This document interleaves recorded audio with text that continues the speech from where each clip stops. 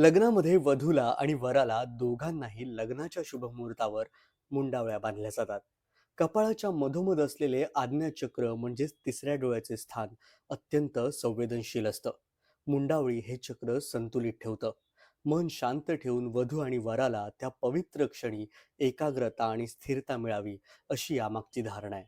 प्राचीन काळात मुंडावळ्या या संरक्षणाचं प्रतीक मानल्या जायच्या.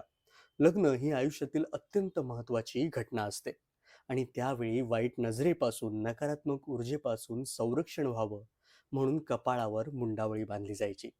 यामधील मणी, फुले, मोती हे शुद्धतेचं आणि सद्भावनेचं प्रतीक मानलं जायचं.